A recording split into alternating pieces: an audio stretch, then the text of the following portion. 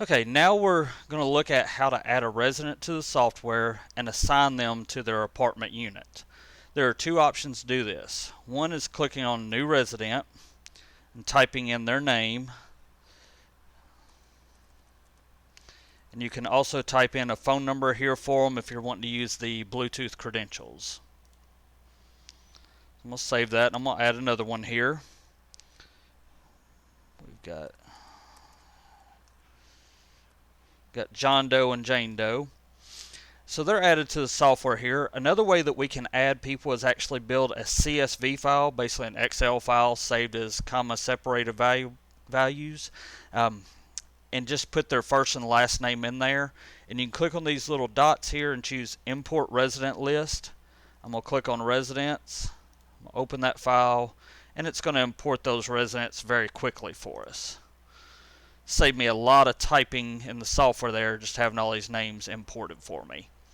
So now that we have the people in there, we need to go in and we can add a mobile number for them if we want to do the Bluetooth credentials. We can assign them to their unit. So I'm going to take John Doe here, and I'm going to click on Assign Units, and then Assign Units down here at the bottom. And John's in Unit 102, so I'm going to add him to that unit. It's telling me to make keys for him. I can also change any of these values over here as his default access to the common areas. Since he's in Unit 102, he gets access to the first floor on the elevator and none of the others, but I can add access. And he gets access to those areas that we set up previously. I'm going to go ahead and add Jane Doe to the same unit here. Oops, sorry.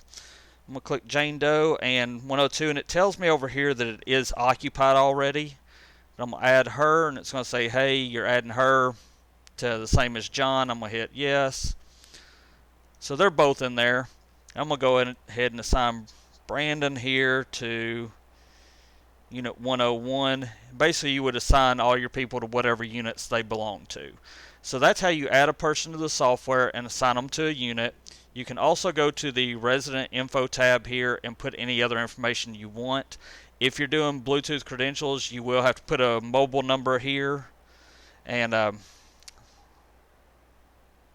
something like that. And then save it. And I can now send them Bluetooth credentials. That number must match what's in their phone, in the Blue Sky app on their phone, and the last name must match also. That's our authentication process, is last name and phone number matching what's in the app.